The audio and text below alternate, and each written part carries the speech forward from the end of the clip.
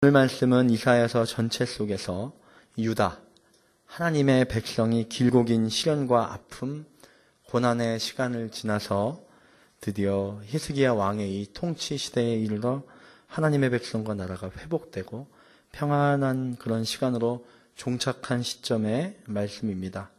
또 오늘 말씀은 우리 성도님들이 생명의 삶을 통해서 계속 묵상해왔던 이사야서의 다 끝난 건 아니지만 마지막 본문이며 고생 많으셨습니다. 네. 계속해서 하나님의 징벌, 이 나라를 향한 징벌, 저 나라를 향한 징벌, 이 나라를 향한 징계, 저 나라를 향한 징계, 계속 이렇게 징계만 들으셔가지고 고생 많으셨는데 이제 다 끝났습니다. 네. 일단락이 60%의 지점에서 다 마쳤고 이제 아름다운 찬양의 메시지가 있는 시편으로 저희는 넘어가게 될 것입니다.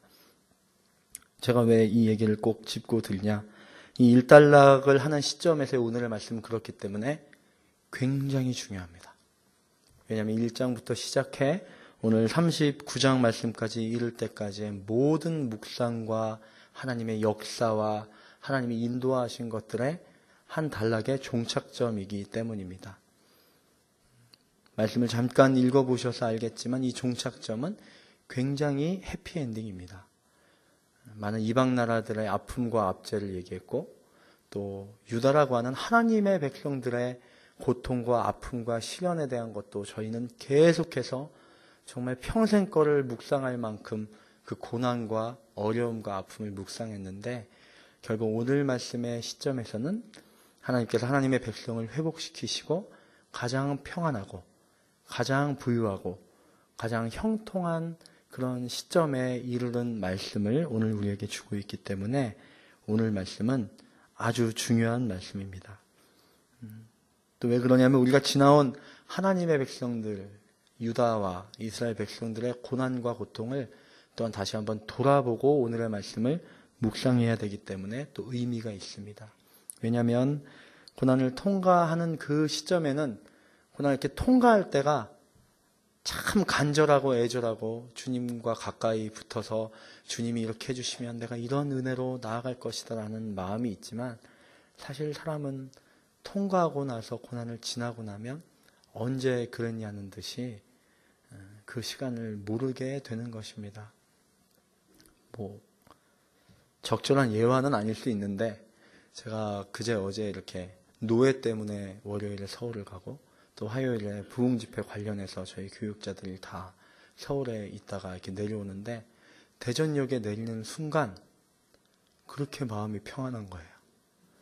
아, 집에 왔다. 그러니까 같이 함께 있던 교육자분들이 온 지 얼마나 됐다고 그렇게 얘기를 하시는 거죠. 사람은 지나간 일을 금방 잊습니다. 아주 좋은 일도 어렴풋해지는데 싫은 일, 고난스러운 일은 정말로 금세 없던 것처럼 잊어버리고 지금 더 좋고 더 평안하고 더 그러한 시간 속에 집중하게 되는 거죠. 오늘 본문도 그럴 수 있습니다. 제가 앞서 수고하셨다고 말씀드린 것처럼 그렇게도 징계와 징벌과 고통에 대해서 들으셨지만 오늘 본문 딱 맞이하는 순간 지난날에 무슨 일이 있었는지는 모르고 히스기야 왕을 통한 그 시대의 평안함과 하나님의 메시지에만 주목할 수 있기 때문에 지난날 유다 하나님의 백성들의 고난에 대해서 한 번 더 저희가 짚고 넘어가야 합니다. 먼저 이사야서의 흐름으로 얘기를 하자면 1장부터 6장까지는 유다 민족들을 향한 하나님의 책망과 약속을 계속해서 메시지로 선포합니다. 너희가 이렇게 고난받을 것이고 이렇게 벌받을 것이고 이렇게 고난받을 것이고 그런데 내가 이렇게 약속할 것이다. 그렇습니다. 그리고 그 약속의 내용에 대한 게 7장부터 12장까지 임마누엘 하나님과 메시아에 대한 예언으로서 나의 약속은 무엇이냐? 너희들이 고난받고 고통당하고 이렇게 살 건데 결국 너희들이 이런 메시아, 내가 예비한 이런 하나님의 나라, 이런 임마누엘의 하나님을 통해 너희들은 회복될 것이다. 그게 12장까지의 내용입니다. 여기까지는 좋은데 이제 저희가 계속해서 나눴다는 말씀이 바로 13장부터 35장까지의 전반부에 아주 긴, 전반부도 아니죠. 66장 중에 35장까지니까 이 반에 해당되는 내용이 이방 나라에 대한 심판, 예언, 그런 얘기입니다. 그러니까 13장부터 35장까지는 계속해서 하나님의 백성도 고난받고 고통당할 것이고, 이방의 나라들도 고난받고 고통당할 것이고, 너희를 앞장고 했던 그 나라들도 이렇게 고통당할 거고 저렇게 고통당할 거고, 계속해서 징벌에 대한 내용만이 나옵니다. 그리고 36장부터 38장까지의 내용이 히스기야 왕이라고 하는 한 인물이 나오면서 점진적인 회개와 회복을 이루어갑니다. 36장에서는 아수르의 정책에 대해서 이렇게 거부하고, 그 다음에 37장에서는 히스기야가 하나님 앞에 바야흐로 기도하고 유다가 기도함으로 하나님의 응답과 약속을 받고, 또 하나님께서 하나님의 사자를 보내서 아수르의 수많은 거민들을 순식간에 다 물리치고, 그리고 38장에서는 히스기야가 개인적으로 이제 죽을 병에 걸렸는데 거기에서도 주 앞에 기도하면서 회복되고 완전히 치료받는 그런 어떤 기적적인 일까지, 이렇게 저희는 1장부터 38장까지 얘기를 거쳐서 오늘 바야흐로 39장, 나라와 민족이 완전히 회복되고 평안과 부유한 왕국이 완전히 세워진 그 상황에서의 말씀이 오늘 말씀입니다. 오늘 우리가 읽은 말씀에 1장 말씀에는 어떤 일이 일어나냐면요, 1절 말씀에는 다른 나라가 유다에게 예물을 들고 찾아오는 일이 일어납니다. 저희가 이 이전에 앞서 38장까지의 내용에서 상상이나 할 수 있었던 일입니까? 한번 그 유다의 백성이 되어 보십시오.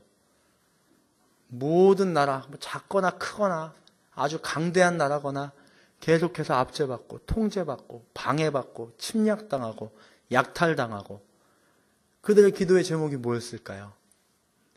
부유하고 강대한 나라? 다른 나라가 와서 무릎 꿇고 예물을 바치는 나라? 그런 건 기도의 내용 중에 있지도 않았을 것입니다. 그저 우리가 평안하고 우리가 안정된 삶을 살고 누군가로부터 목숨의 위협을 받거나 내 가족이나 내 자녀가 내일 당장 죽게 될지도 모른다는 그 염려 없이만 살 수 있으면 좋겠다. 주님, 그 일을 도와주십시오. 저처럼 이렇게 기도했겠습니까? 아버지, 밥 먹고 우리 아이들 안 죽고 아침에 일어나면 그냥 잘 일어나게만 해주십시오. 그것도 안 해주십니까? 그것만 해주시면 주님 위에 뭐든지 다 하겠습니다. 그렇게 긴 시간 동안 기도했을 거예요. 하나님은 하나님의 계획대로 그렇게 그냥 밥 먹고 자녀들이 잘 살고 하는 수준이 아니라 그들을 압제하고 그들을 공격하고 그들을 위협했던 아주 굵직한 큰 새 나라 중에 하나인 바벨론이라고 하는 나라의 왕, 발라단의 아들, 그러니까 왕자죠. 왕자가 히스기야에게 예물과 편지를 가지고 그것을 조공처럼 바치기 위해 찾아왔다는 것입니다. 상상이나 해보셨습니까? 바로 어제까지 본문을 묵상하면서도 상상이나 되셨습니까? 하나님의 약속이 이방 나라와 방해하는 그 민족들을 내가 심판하겠다, 이렇게 내용을 말했지만 그 나라가, 유다가, 히스기야 왕이 두려워서 도리어 예물을 가지고 찾아와서 편지와 함께 선물과 함께 난 너희 나라를 사랑한다. 난 너희 나라와 아주 좋은 관계를 맺고 싶다. 너희 나라와 아주 우호적이고 형제와 같은 나라가 되고 싶다 하고 되려 찾아오는 역사까지 이루어졌다는 거죠. 오늘 말씀을 통해서 우리는 이사야서 전체의 맥락 중에 가장 중요한 이 본문을 통해 첫 번째로 묵상해야 될 것은 우리에게 하나님께서 하나님의 방법과 시간을 통해 이러한 시간을 예비하고 계시다는 겁니다. 아멘이 안 나오시는데요. 그게 지금 이게 오늘 본문은 오늘 묵상 아직 안 하셔서 그런 거죠? 네. 지금 이해가 안 되십니까? 예전 본문을 보세요. 저는 이렇게 이해가 안 되시면 갑자기 화를 내요. 막 대학부 애들한테 물어보세요. 이전에 고통당했다고요. 자녀들이 막 찢어 죽여졌었고요. 겁탈당했었고요. 그냥 시도 때도 없이 조금 안정됐다 싶으면 어디서 들어와가지고 막 마을에 불 지르고 껍데기 벗겨 죽이고 그러고 갔다고요. 그때 그들의 기도의 제목이 뭐였겠냐는 거예요. 죽지만 않았으면, 내가 요 고통만 넘어갔으면, 좀 더 와닿게는 요 대출만 갚았으면, 우리가 고3만 넘어갔으면, 내가 몸이 다 멀쩡한데 요 왼쪽 요 고관절만 안 빠졌으면. 그렇게 기도하고 있는데 하나님이 어떻게 응답하시냐면 바벨론 왕이 조공을 바치러 오게 회복을 시키셨다는 거예요. 아멘. 오늘 말씀을 통해 묵상해야 될 것은 우리가 기도하는 기도의 제목, 우리가 주님 앞에 바라고 간구하는 수준은 굉장히 저차원적인 우리의 수준이라는 겁니다. 하나님은 그러니까 오늘부터는 하나님이 기뻐하시는 기도를 하시냐면 내가 바라고 생각한 거에 한 100배? 한 1000배? 제가 교회를 개척했는데 주님 저희 교회가 20명 모이는데 200명 되게 해주십시오. 이렇게 기도했다면 주님 20만 명 되게 해주십시오. 이렇게 기도해야 된다는 거예요. 그 정도 해야 네가 내 계획을 조금 알았구나. 하나님 그러신다는 거예요. 아멘. 기도 제목부터 바꾸십시오. 하나님 믿는다고 하면서 째째하게 주님 차만 좀 까만 차로 바꿔주십시오. 주님 우리의 자녀 인서울만 좀 하게 해주십시오. 째째하게 그렇게 기도하지 말라는 거예요. 주님은 나의 자녀도 인서울, 국립대 이게 아니고 내가 네 자녀를 통해 다음 세대를 변화시키겠다. 니네들은 지금 답이 없지? 막 이상한 이슈들 어떻게 대처해야 되지? 네 자녀 통해서 내가 다 해결할 거다. 주님 그 계획 갖고 계시다는 거예요.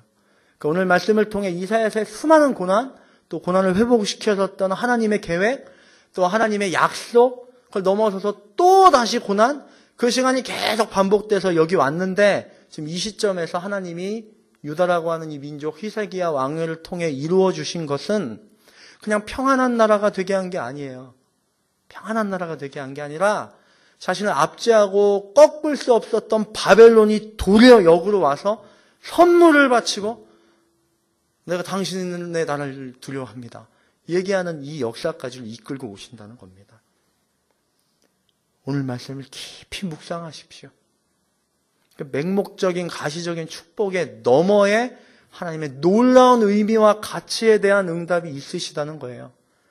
주님 내가 취업되게 해주십시오. 취업이다 뭐냐? 너를 통해 이 나라를 변화시키려고 하는데 내가.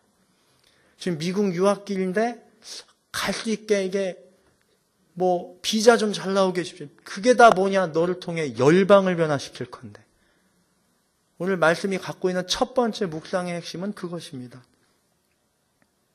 그런데 이 회복과 축복, 또 우리는 재볼 수도 없는 이 놀라운 번영 주시기 위해 주님이 오늘 말씀에서 가장 먼저 우선순위로 주목해야 될 게 있다 하고 오늘 말씀을 주신 겁니다. 함께 읽어보겠습니다. 이사야서 39장 1절, 2절 말씀입니다. 시작. 그때 바벨론 왕 발라단의 아들 무로단 발라단이 히스기야에게 편지와 선물을 보내왔다. 히스기야가 병들었다가 나았다는 것을 그가 들었기 때문이다. 히스기야는 그 사절단을 환영하면서 보물 창고에 있는 것들, 은과 금과 향품과 값비싼 기름과 갑옷 등 자기 창고에 있는 모든 것을 그들에게 보여주었다. 왕궁과 그 나라 전체에서 히스기야가 그들에게 보여주지 않은 것은 하나도 없었다.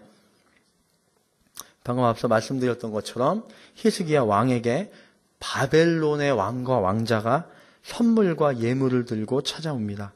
입장이 바뀐 거죠. 하나님이 아수르를 한순간에 몰살시키고 또 히스기야 자신의 나을 수 없는 병이 한순간에 완치되고, 그런데 이제 바벨론 왕은 히스기야 왕에게 잘 보여야 됩니다. 들었거든요. 아수르가 멸망했어요. 근데 히스기야 왕이 뭐 했냐? 이렇게 정책을 펼쳐서 군사를 몇십만 명을 늘렸냐? 아닙니다. 그러면 히스기야가 무슨 특별 부대를 만들어가지고 밤에 언제 와서 이렇게 싹 이렇게 기습하고 갔냐? 아닙니다. 뭐 했냐? 그 성전에서 기도하던데요. 뭐? 그 교회당 안에서요. 계속 기도하더라고요. 기도한다고? 몸도 안 좋은 애가? 근데 병 다 나았다는데요? 야, 그게 무슨 감기냐? 다 나았다는데요. 그럼 아스는 어떻게 죽었대? 모르겠습니다. 18만 명이 뭐 있다가 갑자기 그냥 죽었다는데요. 얘네들은 지금 정치를 어떻게 하는 거냐? 하여튼 모르겠는데 저희도 위험한 것 같습니다. 그러게 제가 위험하다. 병도 다 나았고 아무것도 안 하고 기도만 하는데 다 죽었고, 야, 우리 뭐 좀 빨리 선물 좀 싸봐라. 떡도 싸고 금도 싸고 은도 싸고. 야, 편지도 써야 되는데 왕이 편지 쓸 때 어떻게 쓰는지 아십니까? 제가 얼마 전에 남한산성이라는 영화를 보니까 편지를 내가 쓰겠다 이렇게 안 하더라고요. 왕은 그래 편지를 쓰자. 문장가를 데리고 와서 쓰게 해라. 그래서 써놓은 걸로 검사하더라고요. 그 편지의 내용도 뭐 기가 막히게 썼겠죠. 예. 그렇게 해갖고 그걸 갖고 온 지금 상황이에요. 제가 이 얘기한 거 들으시니까 지금 바벨론이 뭐 무서워하는 것 같으십니까? 바벨론이 히스기야 왕을 무서워하는 것 같습니까? 바벨론이 유다 나라를 지금 무서워하고 있는 것 같습니까? 잘 생각해 보세요. 뭐 무서워하고 있는 것 같아요? 하나님을 안 믿는 바벨론이 하나님을 무서워하고 있는 거예요. 히스기야 왕이 뭐해서 전쟁에 승리했냐? 기도했답니다. 어디다가? 하나님이라고 그게 걔네들이 믿는 신이랍니다. 아, 그래? 그래서 기도했는데 뭐 어떻게 됐더냐? 18만 5천 명이 죽었답니다. 어떻게 죽었더냐? 하나님의 천사가 와서 죽였답니다. 아, 그러냐? 그 병은 어떻게 됐더냐? 고쳐졌답니다. 어떻게 됐더냐? 하나님께 기도를 했답니다. 야, 그러면 그쪽에서 믿는 신이 우리가 믿는 신보다 센 것 같다. 하나님이 두려운 거예요. 동의가 안 되십니까? 지금 하나님이 두려운 거예요. 하나님 믿는 나라가 하나님을 두려워하는 게 아니라 하나님 안 믿는 나라가 하나님을 두려워하는 거예요. 야, 쟤네가 믿는 하나님, 쟤네가 기도하는 하나님이 18만 5천 명도 죽이고 병도 낫게 하고 했대. 야, 쟤네 나라 신이 대빵인 것 같아. 그러니까 저쪽에다가 뭘 좀 해야 될 것 같아 하고 온 거죠. 그런데요, 오늘 읽은 말씀 2절 말씀을 보시면요, 히스기야는 하나님의 목소리를 못 돌리고 있어요. 하나님 앞에 간절히 기도해서 하나님 앞에 기도한 것을 통해 전쟁도 이기고 병고침도 받았던 히스기야인데 평안함이 찾아오고 나니까 편지의 내용 속에는 어떤 내용이 있었겠습니까? 제가 자꾸 성경에 없는 얘기하니까 이단이라고 하시지 말고요. 편지에 무슨 내용이 있겠어요? 당신이 했던 역사를 나는 보았습니다. 18만 5천 명을 물리쳤고 자신의 병이 낫고 부유하고 강대한 나를 이룬 히스기야 왕이시여. 당신이 믿는 하나님이, 어서 많이 들어보지 않으셨어요 이거? 이사야서 예전에 하다 보면 계속 나오는 말 아니에요? 당신이 믿는 하나님이, 당신의 하나님이 그 일을 하셨고 우리나라와 우호적 관계에 있을 때 당신의 하나님에게 우리의 나라도 좀 부탁드리니 기도해 주시고, 그렇게 얘기하는 편지의 내용과 예물들을 봤을 겁니다. 근데 히스기야는 그 편지를 얼른 덮었어요. 아이고, 지겨워 죽겠네 또 하나님. 내가 쎄 빠지게 고생하고 밥도 못 먹고 그냥 비단 옷도 못 입고 배옷 입고서 내가 며칠 동안 기도하고 난리를 쳤는데, 아이고 또 얘네들이 내 고생을 모르고 하나님 얼른 덮어버리고. 자 편지 됐고 잘 받고 선물 다 잘 받고 따라오시죠. 해서 자기에게 이루어지고 갖고 있는 것들을 보여주면서 나를 봐라. 내가 이렇다. 내가 이것을 이루었다. 내가 이런 왕이다. 나에게 주목해라. 내가 이거 엄청 고생했다. 그 군대 갔다 오신 분들이 군대 얘기 안 끝나고 하는 것처럼 온 사절단한테 내가 1987년도에 병이 걸렸는데 기도하는데 솜털뭉치가 막 젖었다가 어쨌다가 그래가면서 보물 창고 돌아다니면서 다 보여주는 거예요. 내가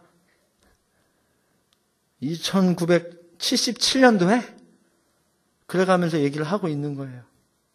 하나님은 없고 하나님의 역사는 없고 하나님 앞에 엎드려서 어떤 응답을 받았고는 없고 나의 무용담이죠. 내가 그래서 이렇게 이것을 얻었다. 이 금이 어디서 온 건 줄 아냐?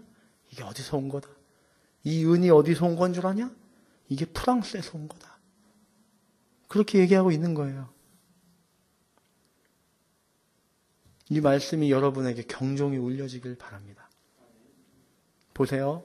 말씀의 첫 번째 묵상이 뭐랬죠? 하나님은 우리에게 우리가 생각하지도 않은 놀라운 축복, 우리가 지금 한 100배 정도 더 늘려갖고 기도한 것보다 더한 축복을 주시는 하나님입니다. 그것을 믿고 우리가 그것을 바라보고, 믿음은 보지 못하는 게 증거니까 이루어지지 않았지만 이루어진 것처럼 믿고 기도하고 나아가는 거예요. 그런데 그 기도하기 전에 먼저 해야 될 기도가 있는데 이거예요. 주님이 그것을 주셨을 때 나는 그것을 소화할 수 있는가? 너 나한테 축복과 응답을 바라고 있냐? 좀 살기 편해지기를, 건강하기를, 자녀가 형통하거나 어떤 사업이나 직장이나 그런 부분들이, 내지는 나의 신앙의 생활의 여정 속에서 지금 신앙의 생활이 이렇게 멈춰있는 듯한 나의 어떤 미적지근한 모습, 혹은 직분을 맡고 사역을 맡고 있으면서 갖고 있는 갈등과 고민, 그런 것들을 해결하려고 나한테 얘기하고 있냐? 이것만 좀 해결되면, 이것만 좀 해결되면 내가 하나님 앞에 영광을 돌리고 하나님 앞에 모든 은혜를 돌리고 헌신하고 내 있는 거 다 드리겠습니다. 너 지금 그렇게 기도하고 있냐? 아닐걸? 진짜 그렇지 않을걸? 히스기야를 좀 봐라. 히스기야가 얼마나 훌륭한 한 나라의 민족을 이끄는 왕으로 내가 세웠고, 유다 민족이 해결되고 회복되는 포인트에 사용됐던 히스기야인데, 좀 다시 봐봐 한번. 10월달에 이제 이사야서 마무리됐는데 봐봐 한번. 니네 기도대로 그것만 해결해주면 정말 감사하고 기쁘고 감격이 넘쳐서 그거 하나로 나에게 평생 동안 감격하고 평생 동안 헌신하고 그런다고 지금 말하는데 잘 봐봐. 아닐 수도 있어. 니네 지금 그냥 너무 어려우니까 그만하는데 절대 아닐 수도 있어. 그러니까 우리는 하나님의 축복과 은혜와 응답을 바라기 이전에 먼저는 그것이 주어졌을 때 우리가 그래서 겸손함으로 받을 수 있는가? 기쁨으로 받을 수 있는가? 또 그래서 기쁨으로 사용할 수 있는가에 대한 부분을 먼저 주목하고 그 부분과 싸우고 기도해야 된다는 것입니다. 그 발도라는 거 아십니까? 발도? 긴 검을 들고 칼을 딱 빼져 있는 상태를 발도라고 합니다. 검을 잘 사용하려면요, 검을 빼지 않아야 됩니다. 검이 넣어진 상태로 두고 그 검보다 더 무겁거나 더 뭉퉁하거나 둔한 것을 가지고 끊임없이 휘두르고 훈련해야 됩니다. 제가 이렇게 검도가 되게 배우고 싶은 운동이었는데 그 피아노를 치다 보니까 검도를 하면 안 되는 거예요. 그래서 이제 하나님의 부르심을 받아서 신학교에 가게 되고 어린 마음에 야 이제 신학교 가니까 검도할 수 있다 이렇게 좋아한 거예요. 검도를 배우러 갔는데요. 제가 그 검도를 한 달 만에 포기했는데요. 한 달 동안 그거 해요. 이렇게 검을 왼손에 딱 잡고요. 검 빼? 그럼 검 빼! 하고 딱 검을 빼요. 검 넣어? 그럼 검 넣어? 검 넣어요. 일주일 동안. 자, 오늘 수업 시작하겠습니다. 인사 딱 해요. 검 빼! 검 빼! 검 넣어! 검 넣어! 잘못 빼고 잘못 넣었대요. 거울 보고서 1시간 동안 연습하래요. 29살 때 시작한 건데 15살, 16살, 8살 이런 애들은 저 앞에서 영화처럼 이걸 딱 쓰고 빨리빨리 막 이러고 있는데 등치 커가지고 청년이 힘 제일 세게 생겨갖고 거울 보고 검 빼? 검 넣어? 검 빼? 검 넣어? 그것만 계속 하고 있는 거예요. 한 일주일 있다가 사범님 언제까지 이거 해야 됩니까? 아, 맞다. 그러는 거예요. 그럼 그렇지. 아이, 까먹은 거구나. 그 다음 하나 더 알려주겠대요. 검을 들고 한 발 앞으로 가면서 하나, 둘, 머리, 하나, 둘, 머리. 요걸 이제 하는 거예요. 그건 이제 일주일이 아니라 한 2, 3주 정도 하더라고요. 한 3주 하다가 5학년 남자애들이 지나가다가 저를 보고 이렇게 하는 거 보고 다시 안 갔습니다. 못 가겠더라고요. 어디 딴 데서 배우고 가든가 해야지. 우리는요, 지금 배야 될 게 있다고 생각합니다. 얼른 빼갖고 휘두르고 싶어요. 근데 검을 빼갖고 막 휘두르고요. 또 더 혈기왕성하면요, 뺀 다음에 어떻게 하죠? 이렇게 영화 같은 거 보면 혈기왕성 탁 빼고 칼집 탁 버리고 들고서 막 돌아다녀요. 어떻게 될까요? 그냥 돌아다니면서 오만 걸 다 베는 거예요. 나도 베고, 남도 베고, 이렇게 귀하게 해놓은 꽃도 베고, 마이크 베고, 다 베고 걸어가서 마지막 베야 될 사람 앞에 딱 섰는데, 칼을 다 무뎌져갖고, 휙 뱉더니, 아따고! 그러고 마는 거예요. 우리에게 왜 시련이 있는지 아십니까? 왜 고난이 있고, 우리를 왜 더디게 주님이 운행해 가시는지 좀 이해가 되십니까? 그렇게 발도 하는 게 아니라는 거예요, 주님의 뜻은. 안 보이게 넣고 있다가, 그리고 끊임없이 연쇄해서 단칼을 빼서 벨 수 있는 팔 힘이 길러진 다음, 가장 중요한 때, 베야 되는 대상이 나타났을 때, 한 번에 빼서 휙! 베고, 다시 집어넣게 하는 게 하나님이 우리의 인생에서 이루시려는 응답입니다. 오늘 히스기야는 검을 빼고 마음껏 휘둘렀습니다. 주님이 주신 것이 뭔지도 생각해보지도 묵상해보지도 감사해보지도 않았던 것입니다. 오늘 여러분도 여러분들의 모습을 다시 한번 돌아보십시오. 오늘 말씀을 통해.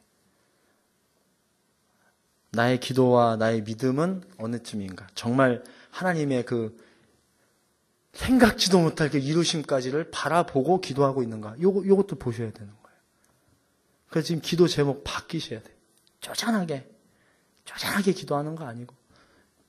혹시 여기 무슨 교사, 차세대 교사분들 있다면, 그 소그룹에 애 하나 놓고, 하나님 수진이 변화시켜주세요. 수진이 변화시켜주세요. 이렇게 째차게 기도하지 마세요. 교회를 위해, 우리 차세대를 위해, 나라와 민족의 다음 세대를 위해 막 기도하시는 거예요. 주님이 그 일을 이루실 거기 때문입니다. 그러나 우리가 주님 앞에 우리의 어떤 경제적인 것, 어려움, 나의 자녀, 그 밖에 기타 어떤 것들을 주님 앞에 간구할 때 막 소리를 쳐서 하나님 이거 주십시오. 이거 해결해 주십시오.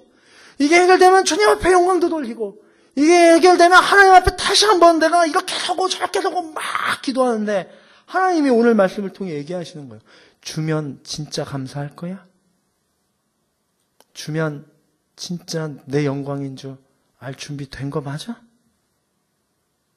지금 빼게 해주면 너 탁 빼서 탁 뺄 수 있어? 그것부터 해결하자. 그게 주님의 음성입니다. 지금 자신을 잘 묵상해 보십시오. 두 가지의 제목으로 드릴게요. 나는 하나님의 응답, 하나님의 축복이 주어졌을 때 받을 준비가 되었습니까? 감사할 준비, 겸손하게 받을 준비, 내 목적이 아닌 하나님의 영광과 하나님의 그 섬김의 뜻에 맞게 사용할 수 있는 준비, 기쁨으로 살아갈 수 있는 준비, 정말 그것만으로도 만족합니다라고 얘기하면서 살 수 있는 준비 되어 있냐는 것입니다. 두 번째, 나는 지금 교만, 자기애, 자기 기준, 자기 경험, 자기 은사나 재능 때문에 그 교만에 빠져 있지는 않습니까? 이미 주님이 주셨어요. 이미 주님이 여러분에게 베푸셨어요. 그런데 여러분 그것을 지금 무엇으로 해석하고 계십니까? 나의 직분이든, 나의 직업이든, 뭐 내가 다니는 학교든, 나의 전공이든, 조금 전을 돌이켜보면, 내가 그게 됐으면, 저 같은 경우는, 신학교 시절에 공부 막 힘들게 외우면서, 야, 이거 다 끝나면 졸업고사 보고, 졸업고사 보면 강도사고사 보고, 강도사고사 보면 논문 쓰고, 설교문 내고, 주회 내고, 합격하면 그 다음에 목사고시 보고, 목사고시 되면 노예 가서 목사님들 인사드리고 면접 다 하고, 그러고서 목사 안수 받아야 되는데, 목사만 되면 진짜 감사하겠다. 그런 시간이 얼마나 있었겠어요. 저도 저에게 묵상하는 거죠. 지금 목사, 얼마 전에 누가 오빠 이러더라고요. 오빠. 그래서 너무 깜짝 놀란 거예요. 내 주변에 나를 오빠라고 부를 사람이 없는데, 우리 어머니 아버지도 김 목사 이렇게 부르는데 누구지? 그 대학교 때 알던 동생이 우연히 오빠 이렇게 반갑다고 목사 된 줄 모르고 그렇게 부르더라고요. 그러니까 그만큼 이제는 목사가 돼서 목사의 소리를 듣고 사는데, 예전에 그 말만 듣고 그 사람이 되게만 해주신다면 제가 뭐 어떤 자리에 있고 무슨 상황에 있어서 감사하고 영광 돌릴 겁니다. 막 했던 그것과 지금 내가 어떤가, 저도 돌아보니까 굉장히 반성이 되더라고요. 성도님들도 다 한번 조금 몇 년 전으로 이렇게 휙 돌려보십시오. 지금 이 자리, 지금 맡겨진 직분, 지금 맡겨진 어떤 섬김, 나에게 맡겨진 영혼, 나에게 주어진 직분적인 이름, 그런 것들 내가 그 이름 받고 그 직분 주어지기만 하면, 그러기만 하면 내가 주 앞에 어떻게 할 텐데, 그걸 다시 생각하신다면 지금 그 첫 마음을 갖고 또 새로운 회복과 능력과 은혜의 삶으로 나아가실 수 있습니다. 지금 맡겨진 직분이 무거우십니까? 그것은 처음 마음을 잃어버린 것입니다. 지금 그 직분이 무겁습니까? 그것을 통해 하나님이 그 이유로 주실, 우리는 상상할 수 없는, 제가 약속 드릴게요. 한번 지금 기도하시는 제목에 100배로 한번 기도해 보십시오. 하나님이 1000배로 응답하십니다. 그렇지 않으면 그때 어느 시점에 저한테 와서 멱살 잡고 따지십시오. 그렇다며요! 이렇게. 근데 아마 아무도 안 그러실 거예요. 제가 좀 연수가 길지 않지만 10년 딱 사역하고 10년 동안 멱살 잡힌 일은 한 번도 없습니다. 연소하지만 누가 와서 이렇게 무릎 꿇고, 혹은 누가 와서 감사하다고 손잡고 울면서 목사님 말을 맞았네요. 제가 그건 봤어도 멱살 잡으면서 왜 거짓말했어요? 하나님 그렇게 안 하시더만. 그런 성도 한 명도 못 만나봤어요. 근데 그게 목회자만이 아니라 우리 성도님들도 다 마찬가지예요. 어떤 직분자로서, 또 순장으로서 사람들을 품고 이렇게 하면서 내가 어떤 기도를 하는데, 고작 우리 순원들 안 빠지고 오게 해주십시오. 그렇게 기도하지 마십시오. 우리 순원들을 1, 2년 뒤에 다 순장되게 해주십시오. 1, 2년 뒤에 우리 순원들이 이 교회와 세대를 변화시키는 하나님의 선한 그리스도인 되게 해주십시오. 그렇게 기도하라는 거예요. 제가 그렇게 기도하시라는 거예요. 그리고 몇 년 뒤에 오시라고요. 안 그렇게 됐으면 오시라고요. 왜 거짓말했냐고 얘기하시라고요. 그때 그렇게 되면은 어떻게 해야 되죠? 근데 저는 자신 있습니다. 아멘? 저는 자신 있습니다. 왜냐하면 제가 지난 다음 일은 확인 안 했지만 제 인생과 사역과 제 모습 속에서 저는 확인을 엄청 많이 하고 여기까지 왔거든요. 오늘 이 강단에 서기 위해 주님이 지난날 저를 통해 어떤 일들로 약속하시고 호언장담했던 것들을 이루시고 여기까지 오게 하셨는가. 혹은 내가 기도한 그 기도의 제목이 있는데 그게 별게 아니고, 혹은 그게 그 방법이었는데 그게 아닌 다른 방법인데 엄청나고 놀라운, 내가 말한 그 방법보다 이게 훨씬 좋았네 하는 그 방법으로 나를 인도하셨기 때문에 제가 그렇게 살아서 지금 목사를 하고 있는 거예요. 그런 게 저한테 없었으면 이걸 왜 합니까, 이걸? 이런 호언장담을 왜 합니까? 나중에 진짜 지금 한두 분도 아닌데 멱살을 얼마나 잡혀야 되는데. 약속합니다, 근데. 제가 약속하는 게 아니라 저는 하나님한테 그냥 맡겨드리는 거예요. 기도 제목부터 바꾸십시오. 하나님의 기적을 사모하십시오. 하나님의 능력을 사모하고 기도하십시오. 그러니 기도 어떻게 해야 되는지도 아시겠죠? 지나가다가 건너방 할아버지한테 기침하셨습니까? 이렇게 기도하는 거 아니죠. 주님, 말씀 믿고 순종해서 그렇게 기도하겠습니다. 엎드려 눈물을 흘리고 부르짖으며 기도하겠습니다. 새벽에 몇십 분 차 타고 달려와서 차 던져놓고 새벽 제단도 싹 했습니다. 그렇게 기도하시는 거예요. 그리고 그 기도를 하시면 그 응답을 바라보실 때 더 중요한 것은 주님 주셨을 때 내가 하나님 뜻대로 쓰게 해주십시오. 주셨을 때 살아계신 하나님을 고백할 수 있는 그 그릇과 믿음과 중심과 준비로 서게 해주십시오. 이 두 가지가 오늘 이사야서의 이 파도치고 험난한 들었다 놨다가 넘어뜨렸다 세웠다가 이방 나라들 이렇게 멸망시키네 어떡하네 했다가 했던 이 모든 말씀의 끝에 이 유다 히스기야 왕에게 바벨론이 찾아와 조공을 바치는 놀라운 그 사건이 일어나는 이 회복 속에서 하나님이 올려주시는 두 가지입니다. 이렇게 도울 거다. 이렇게 응답할 거다. 그렇게 기도해라. 그 기도하기 전에 내가 이렇게 주면 겸손히 받고 감사함을 잃지 않고 영광을 돌릴 수 있게 사용하게 해달라고 기도하면서 이 기도를 해라. 주님 우리에게 말씀하십니다. 사랑하는 성도 여러분, 기대하십시오. 주님이 그렇게 응답하십니다. 또 기대하십시오. 그것을 받을 만한 주님의 사람으로 우리를 만들어 가십니다. 그것을 바라보며 나아가는 저희들 되기를 소망합니다.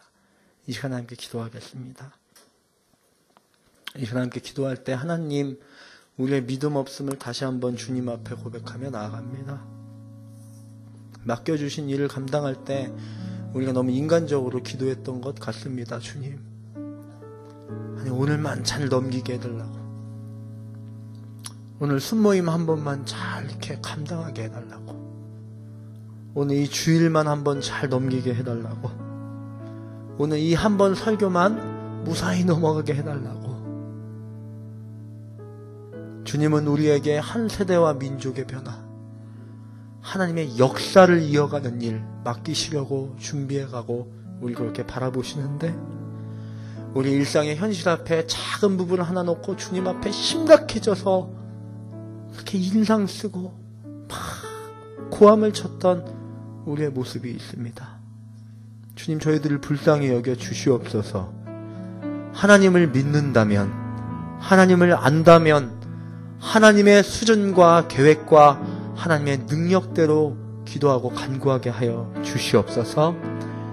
지난날에 우리의 모습들, 주 앞에 간구한 우리의 연약한 모습들 주 앞에 내려놓고 함께 기도하며 나아가겠습니다.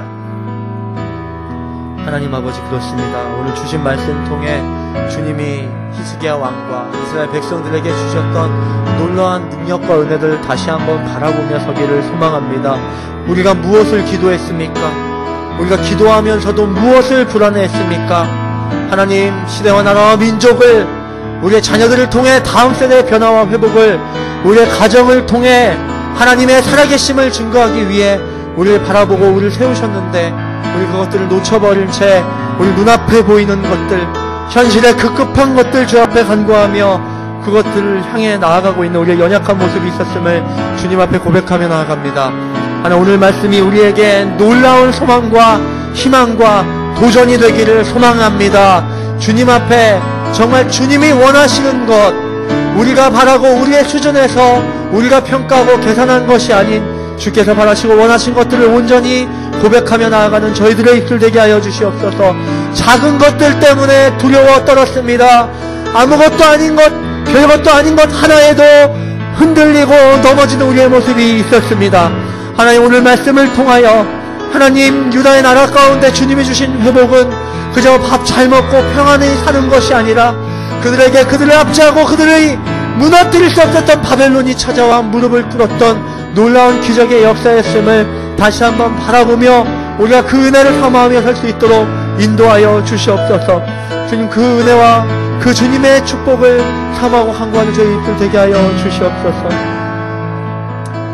다시 기도할 때 하나님 우리가 지금 주님이 주신 이 축복의 자리 이미 히스기야 왕에게 주셨던 축복과 은혜와 같이 우리에게 주신 직분, 우리에게 주신 가정, 우리에게 주신 자녀, 우리에게 주신 교회, 우리에게 허락하신 예배 속에서 하나님 우리가 그것을 믿음으로 바라보며 감사하지 못하고 우리를 넘어뜨리고 있는 우리의 교만, 우리의 자기 기준이 있습니다. 이 시간 주 앞에 이것들을 맡기며 나아가오니 주님 다시 한번 처음 주님 부르실 때의 감사와 감격, 우리를 세우셨을 때의 그 은혜와 우리의 결단을 회복하며 살 수 있도록 인도하여 주시옵소서. 다시 한번 간절한 마음으로 주 앞에 기도하며 나아가겠습니다.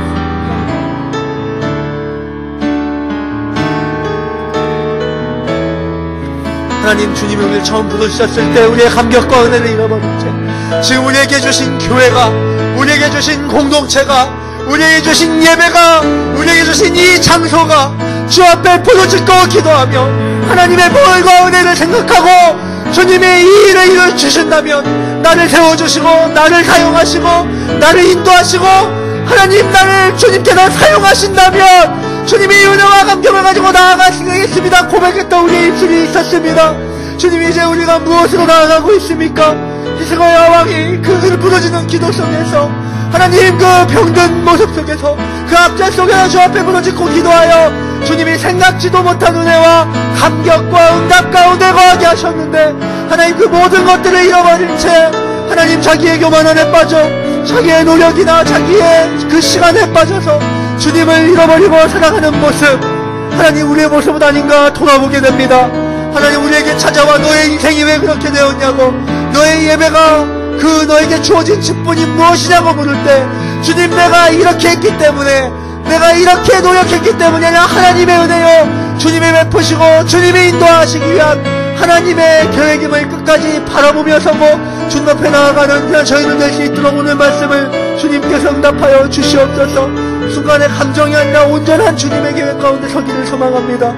우리에게 주신 놀라운 능력과 은혜가 무엇인가? 하나님 우리에게 있는 보물이 아니고 우리가 주님 앞에 온전히 세워져 있는 능력과 은혜인 줄로 믿고 다시 한번 기도함으로 주님 앞에 서기를 소망합니다.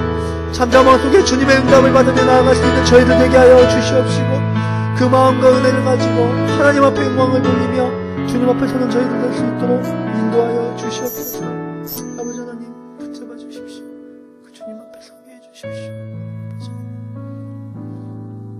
아버지 주님 바라봅니다.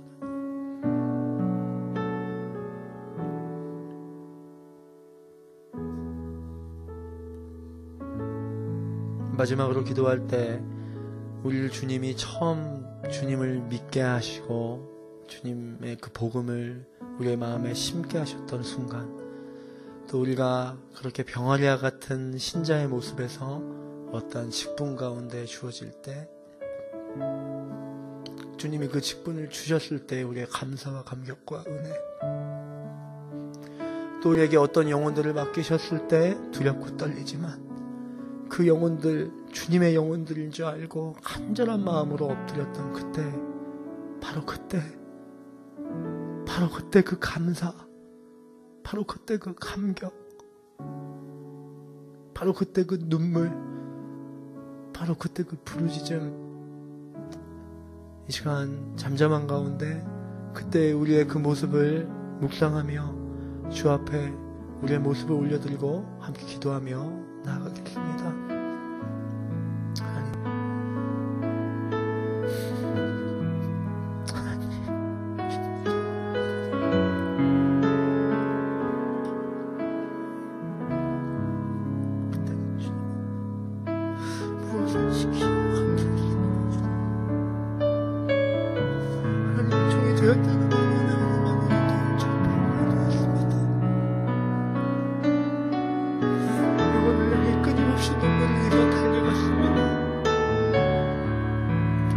지난날에 얼마나 죄인이었지 않았고, 아버지 주님을 아버지 감사했고,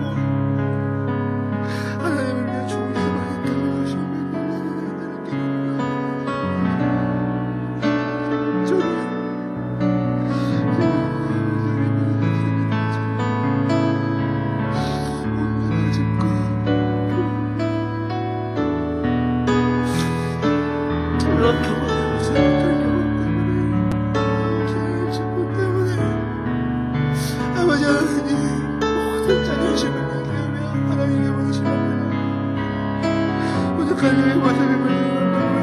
주님 처음 보셨을 때 그 열정과 은혜가 하여 주시옵소서. 주님이 그때 그렇게 우리를 세우셨을 때 그저 주님 앞에 나와 기도할 수 있어서 행복했고, 주의 그 어떤 찬양 하나가 내 마음에 새겨져서 끊임없이 그 찬양을 온종일 부르면서 주님 앞에 감사했던 그때, 바로 그때 그 감격, 그때 그 은혜, 그때 그 놀라운 우리의 행복하고 감사했던 마음, 주님 다시 한번 돌아보자기를 소망합니다. 어쩌면 더 없었지만 그때가 더 행복했습니다. 그때는 몰랐지만 알아갔기 때문에 기뻤습니다. 주님, 부족하고 미흡했지만 그러나 주님이 채우시고, 실수했기 때문에 주 앞에 더욱더 엎드렸고, 모자랐기 때문에 주님 앞에 더욱더 엎드렸습니다. 주님, 그래서 하나님 살아계신 줄도 알고, 하나님 도와주신 줄도 알고, 하나님이 베푸신 줄도 알고, 하나님 살아계신 것도 더 알았던 것 같습니다. 주님, 저희들 능력하다면, 경험이 많다면, 저희의 직분이 주하다면, 주님 내려놓게 해주십시오. 우리의 마음과 심적인 마음 안에서 내가 목사니까, 내가 장로니까, 내가 집사니까, 내가 팀장이니까, 내가 MC니까, 주님 그것 때문에 주님 믿는 것 아니지 않습니까? 주님, 저희의 연약하고 부족한 모습 내려놓고 하나님의 자녀 되게 해주십시오. 주의 거룩한 성도 되게 해주십시오. 주께 구원받은 사람 되게 해주십시오. 주님,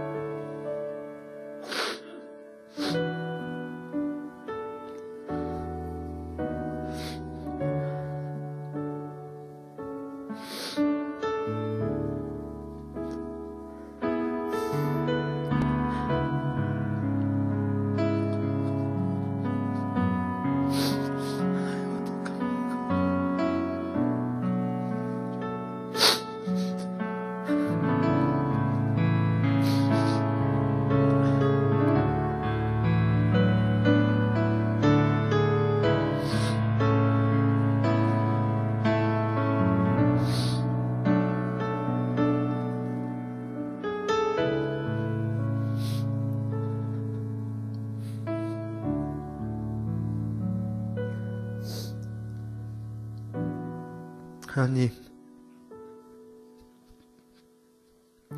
아무것도 몰랐던 때가 더 행복했던 것 같습니다. 아무것도 몰라서 하나님의 이름의 뜻이 무엇인지 할 땐 너무나 신기했던 그때, 기도하면 주님이 응답해 주신다고 철석같이 믿었던 그때, 교회의 직분자들이나 목회자들을 바라보며 나도 언제쯤 저렇게 성숙해져서 주님의 일을 할까 사모했던 그때, 주님 그때가 가장 뜨거웠던 것 같습니다. 주님이 우리에게 직분을 주시고 우리에게 사명을 주시고 우리를 부르시고 사용하시는 지금 이 시점에서 하나님, 우리가 그 구원에 대한 감격과 기쁨, 하나님이 부르시고 사용하신 거에 대한 두렵고 떨리는 마음 간절히 주님 앞에 전적으로 맡기는 우리의 기도, 하나님 우리에게 있었는지 돌아보니 주님 너무나도 민망하고 부끄럽습니다. 이제는 맡겨진 영혼들이나 직분을 감당하는 것이 그렇게 두렵고 떨리지 않습니다. 방법도 알고 어떻게 해야 되는지도 알고 어떻게 하면 무시당하지 않는지도 알고 어떻게 하면 효과적인지도 아는데 어떻게 하면 기적이 일어나는지를 주님 저희가 까먹어버렸습니다. 어떻게 해야 생명이 살아나는지를 저희가 까먹어버렸습니다. 주님 어떡합니까 주님. 주님이 이렇게 사랑하셔서 이곳에 이 교회를 세우시고 주님이 이 교회를 이렇게 사랑하셔서 저희들을 이렇게 세우시고 일하시는데 능숙하고 사고 없고 안전하고 원활하게는 잘하고 있는데